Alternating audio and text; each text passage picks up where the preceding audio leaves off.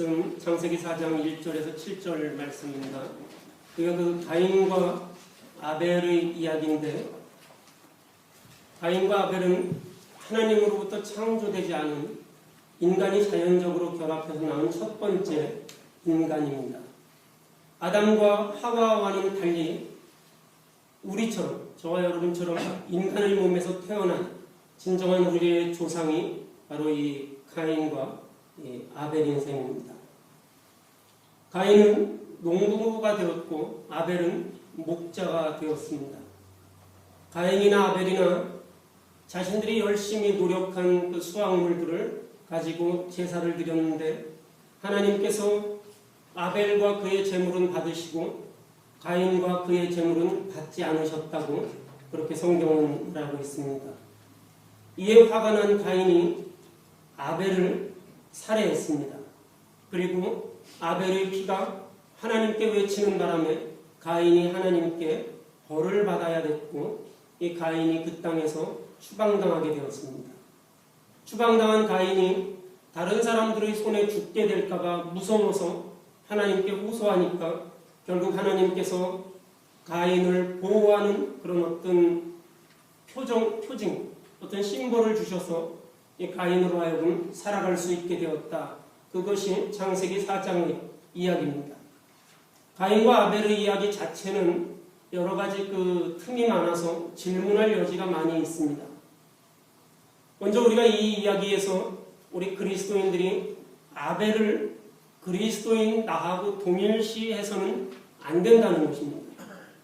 많은 사람들이 우리를 희생자 아벨과 같이 보고 하나님이 나를 위해서 복수를 해주시거나 나를 신원해 주실 것으로 그렇게 기대하지만, 또 유럽에서 많은 유럽인들이 유대인들을 가인의 후예라고 보기도 하고, 그래서 땅이 없이 떠돌아다닌다고 그렇게 생각을 하고 자신들은 숭고한 아벨의 후손이라 생각을 하지만, 실질적으로 우리 모든 사람은 가인의 후예입니다.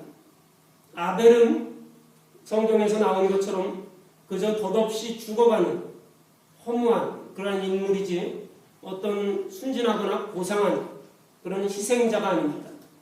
아벨이 어떤 대단한 그러한 그 사람이 아닙니다. 그저 단순한 희생자일 뿐입니다. 그럼에도 불구하고 기독교인들이 아벨과 자신을 동일시하는 경우가 있는데, 그것은 신약성경 마태복음 23장에 보면 아벨의 피가 의로운 피라고 그렇게 말하고 있고, 히브리서 11장 4절에 봐도 아벨이 정성을 다해서 제물을 바친 것이라 이렇게 묘사하고, 히브리서 12장 24절에도 아벨의 피를 예수의 피에 비유하고 있습니다. 그래서 많은 그리스도인들이 아벨과 자기 자신을 동일시합니다. 나는 피에 당한 거룩하고 깨끗한 그러한 존재, 이렇게 비유합니다. 그러나 이런 것들은 후기 유대교의 이원론적인 그런 해석을 신약성서를 쓴 신약성서의 기자들이 그대로 받아들인 그런 결과일 뿐입니다. 교회에서는 가인이 정성을 다하지 않았고 평소에도 행실이 그렇게 올바르지 않아서 하나님이 그 제물을 받지 않으셨다, 이렇게 말합니다. 하지만 성서 자체에는 아벨과 가인의 제물에 대해서 아벨이 정성을 다해서 바쳤다, 가인은 정성을 다해서 바치지 않았다, 이런 이야기를 하지 않습니다. 또 어떤 사람들은 가인은 이 양 같은 것, 이런 것들을 잡아서 아벨은 양을 잡아서 희생으로 그렇게 드리지만 가인은 그런 희생이 없었다라고 이야기합니다. 하지만 성경에 보면 하나님께서 제물을 받으셨다고만 나와 있지, 왜 제물을 받고 또 어떤 제물은 받지 않았는지 이런 것들은 이야기하지 않습니다. 왜냐하면 이 성경에서 이야기하고 싶은 것은 가인과 아벨, 누가 나쁘는가, 누구가 더 정성을 다했는가, 이런 것이 이 창세기에서 이야기하고 싶은 것이 아니기 때문에 그렇습니다. 하여튼 하나님께서는 아벨의 제물을 받으신 겁니다. 이것은 또 우리 사람의 논리대로 하나님은 움직이지 않으신다는 것이고, 우리 사람은 하나님의 일에 대해서 전혀 의의를 달거나 간섭하지 못하는 그러한 존재라는 것이죠. 우리가 머리로 하나님을 이해하지 못한다고 해서 하나님이 틀렸다고 절대로 말할 수 없는 것입니다. 만약에 그렇다면 그것은 죄이죠. 왜 하나님께서 가인의 제물을 받지 않으시고 아벨의 제물을 받으셨는지, 그것은 우리가 이해할 수 없는 것입니다. 하나님의 선택일 뿐입니다. 아벨의 제물을 받았을 때, 이 다음부터가 중요합니다. 아벨이 제물을 받았을 때 가인이 어떠했다고 성경에 나와 있습니까? 어떠했습니까? 가인이 어떻게 했어요? 무척 화가 났다고 그렇게 말했습니다. 너무 화가 나서 안색이 변했다고 그렇게 말합니다. 얼굴이 뒤틀리고 눈을 내리깔고 안색이 변했다고. 여러분들이 여러분의 옆에 있는 사람을 화나게 해보십시오. 그 사람의 안색이 변합니다. 얼굴이 울그락불그락해지고 모양이 틀어지고 이렇게 되는 것이죠. 그리고 아벨에 대한, 동생에 대한 질투가 발동합니다. 그래서 인류가 이 범죄를 짓게 되는 것이죠. 인류가 지은 두 번째 범죄입니다. 아담이 범죄하고 또 가인이 범죄하게 되는 것이죠. 하나님이 이때 개입하십니다. 하나님이 가인에게 물어보죠. 왜 그러느냐? 그렇게 묻습니다. 가인이 부당하게 여겨질 수 있어요. 자기가 제물을 드렸는데 아벨의 제물은 받았고 자기의 제물은 받지 않았다. 부당하게 여겨질 수 있습니다. 그런데 그것으로 끝나지 않고 하나님의 선택이, 하나님이 하신 일이 사람이 이성을 잃고 격분해서 실수를 저지르는 그런 이유가 될 수 없는 것입니다. 본질적으로 가인이 아벨을 죽인 게 죄지만, 본질적으로 이 창세기에서 말하는 죄는 가인이 아벨을 죽인 그 사실을 이야기하는 것이 아닙니다. 하나님의 선택이 사람이 이성을 잃고 격분을 해서 실수를 저질러도 되는 그런 이유가 될 수 없다는 것입니다. 우리가 자녀를 여럿이 키우면 엄마가 어린아이에게 먹을 걸 줄 때 뭐 그냥 아무 생각 없이 얘한테 먼저 줄 수도 있고, 또 제가 좀 몸이 약하니까 쟤한테 좀 더 맛있는 걸 줄 수도 있고, 뭐 여러 가지 이유가 있겠죠. 너는 몸이 약하니까 이걸 맛있는 걸 좀 먹고 살 좀 찌어라, 이렇게 줄 수도 있는 것이고요. 그냥 옆에 있으니까 그냥 줄 수도 있고, 뭐 여러 가지 이유가 있는 것입니다. 그것 때문에 자녀가 이성을 잃고 화를 내고 격분을 하고 엄마가 왜 나를 차별하는가, 이렇게 할 수 있는 이유가 될 수 없는 것입니다. 하나님께서 가인에게 말을 하는 것이죠. 내가 화를 내는 것은 이해할 수 있지만 그럴 때마다 칼을 휘두르면 이 세상이 어떻게 되겠느냐. 화를 다스려라, 이렇게 부탁하십니다. 죄가 문을 넘어서 흘러들어오는 것을 막으라고 말씀하십니다. 화나 분노의 물결이 일어나면 걷잡을 수 없게 되기 때문입니다. 죄는 너를 원하지만 너는 그 죄를 다스려라, 이렇게 부탁을 하십니다. 우리가 우리 주변에서 일어나는 일들을 보면 이런 비슷한 경우가 참으로 많이 있습니다. 우리 성도들이 신앙생활하면서 제가 개인적으로 성도들이 어떤 신학적인 견해나 교리적인 차이나 이런 것들 때문에 교회를 떠나거나 교회를 옮기는 것은 얼마든지 그것은 받아들일 수 있습니다.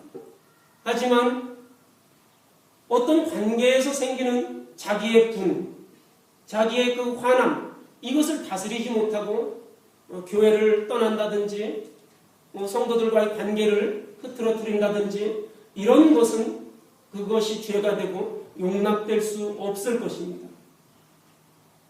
가인이 하나님의 명령을 듣지 않고 죄의 세력에 자기 자신을 맡겨버리는 겁니다.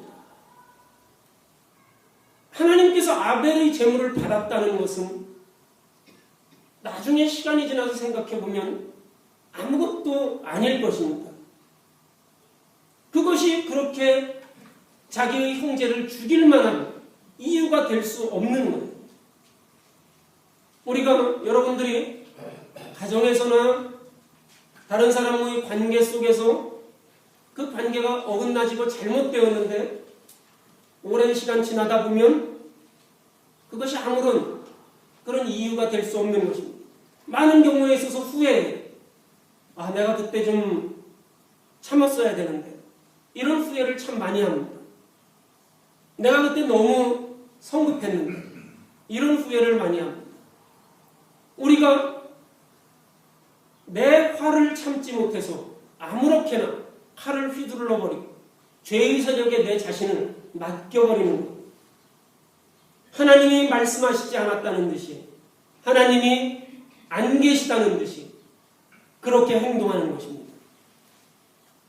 가인은 하나님께서 너를 다스려라, 죄가 너를 넘지 못하게 해라, 화를 다스려라, 이렇게 말씀하셨지만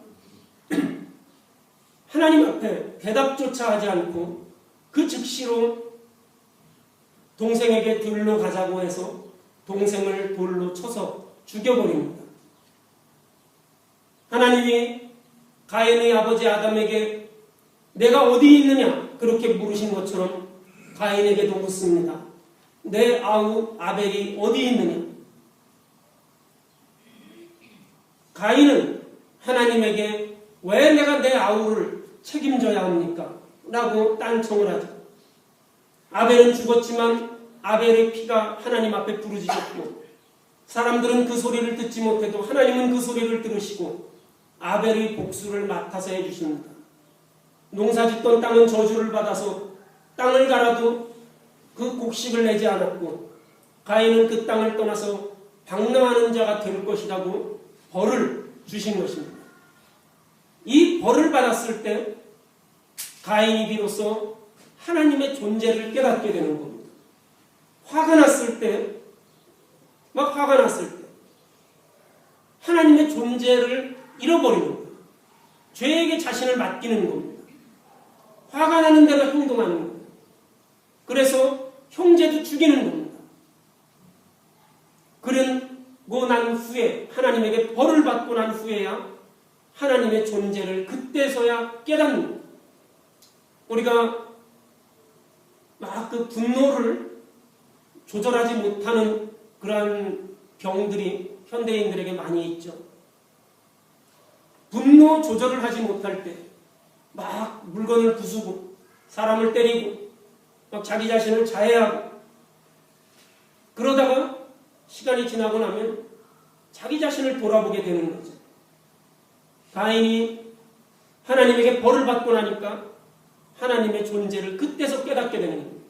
어린아이들이 막 그 땡깡을 쓰고 막 그러다가 엄마한테 한 대 맞고 혼나고 그러고 나면 그때서야 자기 자신을 돌아보고 엄마의 존재를 생각하는 것. 그런 겁니다. 하나님의 존재를 그때서 깨닫는 것. 그리고 하나님에게 간청합니다. 내 죄가 이 짐을 지기가 너무 무겁습니다. 하나님께서 나를 쫓아내시니까 내가 하나님의 낯을 뵈지 못할 것입니다. 그리고 내가 이 땅에서 떠돌아다니게 되면 나를 만나는 사람마다 나를 죽이려고 할 것입니다. 이렇게 대답을 합니다. 이 대답은 가인이 하나님을 이제는 의지하고 있다는 거예요. 하나님을 생각한다는 거예요. 하나님의 어떤 결정에 대해서 가인이 자기 스스로 분을 내고 죄의 세력에 하나님에게 자기를 의탁해야 하는데 죄의 세력에 맡겨버리고 그 결과 살인을 하고 하나님에게 벌을 받게 되었을 때 그때서 비로소 하나님을 되돌아보게 된 것입니다. 가인이 하나님 없이는 살지 못하게 되는 것입니다. 내가 방황해서 떠돌아다닐 때 사람들이 나를 죽일 것입니다. 이렇게 고백하는 것이죠. 하나님 없이는 존재할 수 없는 존재. 이것을 가인이 다시금 깨달은 겁니다. 그래서 하나님께서 다른 사람이 가인을 죽이지 못하도록 어떤 표징을 이 가인에게 주셨던 것입니다. 저와 여러분, 우리는 가인의 후예입니다. 복수심에 불타고 질투에 떨고 살인의 의지를 가지고 있고 하나님의 존재를 무시해 그러다가 결국은 하나님을 의지할 수밖에 없는 그러한 가인의 후예가 바로 우리입니다. 이 가인은 아무리 그 동기가 좋다고 하더라도 너무나 지나쳤고 한 번의 상처가 좌절을 너무 지나치게 확대하고 해석했다는 것입니다. 하나님께서 어떤 이유인지 모르지만 제물을 받지 않으셨어요. 가인의 제물을 취하지 않고 아벨의 제물을 취했습니다. 그러면 다음에 또 드리면 되죠. 오늘 못하면 내일 하면 됩니다. 아니면 하나님께서 그럴 만한 이유가 있으셨겠지. 하나님께서 제물을 가인의 제물을 나의 제물은 받지 않고 아벨의 제물을 받았구나. 하나님께서 그렇게 하셨구나. 그렇게 생각할 수 있습니다. 그런데 제물을 드리는 이 작은 일에 가인은 너무 지나치게 확대 해석을 합니다. 요즘 현대사회에 이 양극화 현상이 굉장히 첨예한 가난한 자와 부자인 사람, 또 정치적인 논리들, 이런 편다르기, 이런 흑백 논리, 이런 것들이 너무나 난무합니다. 사회의 몰락을 예측하는 그러한 글이나 토론도 무성합니다. 우리 조국도 마찬가지예요. 우리 조국도 인형의 문제, 양극화의 문제, 이런 것들로 첨예하게 대립하고 있습니다. 많은 사람들이 걱정을 하고 정치인들이 걱정을 하고 글을 쓰고 어떤 행동을 하지만 그 분위기가 크게 달라지지 않는다는 점입니다. 왜냐하면 사람들이 자신의 이익만을 대변할 뿐이라는 그러한 불신이 너무나 팽배해 있는 것입니다. 어떤 정치인이, 어떤 대통령이 이 사회가 너무 양극화가 심하니까 내가 가난한 사람들을 위해서 일하겠습니다 라고 이야기할 때 사람들이 그 말을 전혀 믿지 않는 거예요. 저 사람은 자기 이익만을 찾다가 5년 동안 대통령 하다가 잘 먹고 잘 살다가 또 평생 잘 먹고 잘 살려고 그 5년을 그렇게 보내다가 그리고 또 그만두겠지. 이런 불신들이 팽배해 있는 국회의원에 대해서, 기업가에 대해서, 종교인에 대해서 누가 무슨 소리를 해도 믿지 않게 되는 것입니다. 그러면서 내 자신을 어떻게 생각합니까? 내 자신을 아벨로 생각하는 거예요. 나는 선하지만 피해를 입은 사람, 가인과 같은 사람들에게 내가 피해를 입은 사람. 그렇기 때문에 나는 아무것도 달라질 필요가 없다고 그렇게 느끼는 것입니다. 나는 피해자일 뿐이고 가해자는 다른 사람입니다. 그래서 그런 것들이 희생자 콤플렉스로 그렇게 만연합니다. 우리 기독교인들이 특별히 이러한 것을 가지고 있어요. 비기독교인들 때문에, 믿지 않는 사람들 때문에 이런 인식들이 우리 기독교인에게 너무나 팽배합니다. 우리 교회 때문에, 이게 아니라 다른 교회 때문에, 나 때문에가 아니라 다른 사람 때문에, 하나님을 믿는 나는 아무런 잘못이 없고 나는 그저 계속 피해만 당하고 있는 그런 사람으로 그렇게 생각을 합니다. 그래서 전혀 바뀌지 않는 거예요. 기독교인들이 희생자 콤플렉스를 벗고 의연하게 우리가 대립이 있는 곳에 화해시키고 어우르는데 앞장설 수 있어야 합니다. 사람들이 분열되고 싸우는 것이 어제 오늘의 일이 아닙니다. 우리 고국도 조선이라는 그런 나라가 망하고 대한민국이라는 나라가 세워져서 남과 북으로 갈려져서 얼마나 많이 싸웠습니다. 남쪽은 박정희가 민주주의라고 하면서 군사 독재 정권을 유지했고 북한에서는 온 인민을 평등하게 산다고 하면서 김일성이 공산주의를 표방하면서 실제적으로는 폐쇄적인 독재 정치를 하면서 이 둘이 사이좋게 자기들의 권력을 공고하게 나갔습니다. 그런 이유로 외국에 살면서 우리 한국 사람들도 이념으로 싸우고 갈라지고 대립하고 유럽이나 이런 북미에서 서로 험담하고 도무지 인사조차 하지 않는 그런 이념적으로 갈라져 있었던 그런 힘든 그런 분열의 시기를 우리가 7, 80년대 그렇게 살아왔던 적도 있습니다. 또 요즘에는 경제적인 문제로 또 정치적인 문제로 불신과 반목이 너무나 심각합니다. 무조건 자기식으로 밀어붙이고 해결하면 된다고 믿습니다. 조상의 묘를 파내서라도 권력을 잡으면 그것이 좋다고 생각하고 조상의 묘를 옮기는 그러한 사람들도 있습니다. 우리가 대화와 타협 그리고 이성과 합리성을 잃느냐 잃지 않느냐 전적으로 우리 자신에게 달려 있습니다.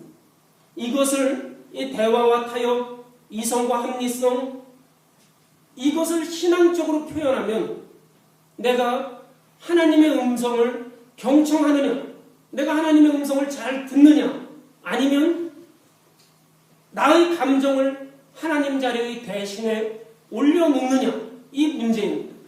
하나님이 나에게 말씀하시는 소리에 귀를 기울일 것이냐 내 감정을 하나님의 자리에 올려놓고 그대로 행할 것이냐 만약에 그렇게 한다면 그것이 우상이 되는 것이죠.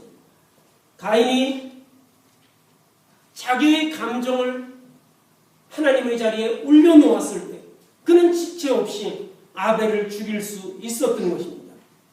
가인의 가장 큰 문제 재물을 소홀히 드리는 것이 문제가 아닙니다.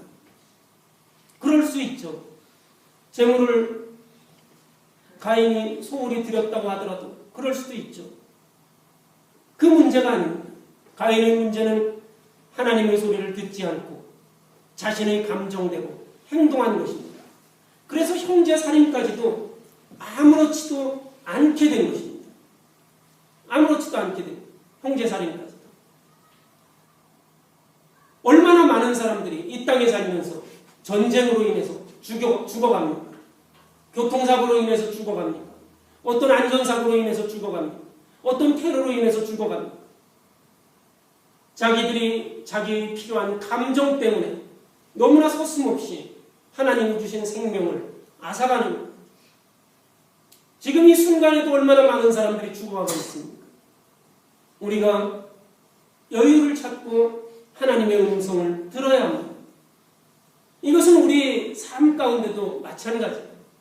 우리가 어떤 일을 선택하는 그런 때 혹은 우리가 하루를 시작하는 그런 때 아침을 맞이하는 그런 때 우리가 부모와 자식이 또 부부간에 또 형제 자매간에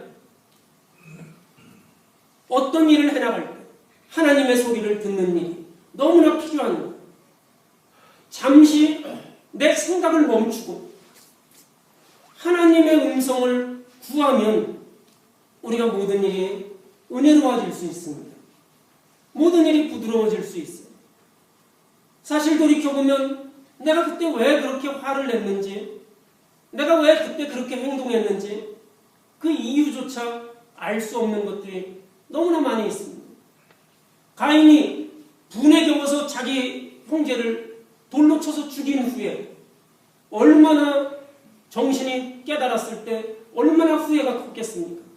아, 내가 무엇 때문에 내 동생을 죽였을까? 이게 뭐라고? 하나님이 재물을 받고 안 받고 이게 뭐라고 내가 내 형제를 이렇게 죽였을까? 이게 이렇게 중요한가? 어떤 이념이 뭐라고? 그렇다고 내가 이렇게 많은 사람을 무참히 내가 죽였다니. 하나님의 소리를 듣고 하나님의 의지를 깨닫고 하나님의 뜻을 따라서 화해하고 조화를 이루어가면서 사는 것. 이것이 기독교인의 태도가 아닐까 그렇게 생각합니다. 우리 그리스도인들이 입으로만 하나님을 외치고 불안한 마음, 조급한 마음, 이런 것에 미친 듯이 자신의 감정에만 매달리는 사람들이 너무나 많이 있습니다. 하나님의 음성을 듣고 하나님이 말씀하실 때까지 차분히 기다려야 하는데 너무나 불안하고 너무나 조급해서 하나님을 잊어버린 채로 내 감정에만 매달리는, 그것도 모자라서 나중에는 예수 그리스도까지 우리에게 보내주신 하나님의 그 놀라운 그 사랑, 이것까지도 우리가 외면하고 있는 것입니다. 하나님의 사랑을 믿는다면, 하나님이 계시다는 것을 믿는다면 우리는 좀 더 의로워지고 좀 더 넉넉해지고 좀 더 여유로워지고 또 좀 더 정직해져야 되지 않을까요? 내가 외치기보다는 남의 말을 듣는 것, 내가 알아달라고 보채기보다는 하나님을 믿고 하나님을 의지하고 소리 없이 내 자신을 가꾸고, 가인이 어떻게 했습니까? 나를 알아주지 않은 것, 하나님이 내 재물을 받지 않으신 것, 이 나를 알아주지 않은 것이 얼마나 분했기에 자기 동생까지 죽일 수 있는 그런 이유가 된다는 말입니다. 하나님이 알아주지 않으면 좀 더 나를 가꾸면 되지 않습니까? 하나님이 알아주지 않으면 하나님 앞에 좀 더 내가 더 한 발자국 내가 다가서면 되지 않겠습니까? 하나님이 알아주지 않는다고 해서 내 형제를 죽이면 그러면 하나님이 알아줍니까? 자신을 이웃과 하나님을 향해서 열어놓는 그러한 자세로 살아가는 것, 이것이 우리의 힘들고 어려운 삶을 가볍게 할 수 있는 그러한 방법입니다. 가인은 신앙적인 방황으로 심리적이고 육체적인 방황을 겪어야 했습니다.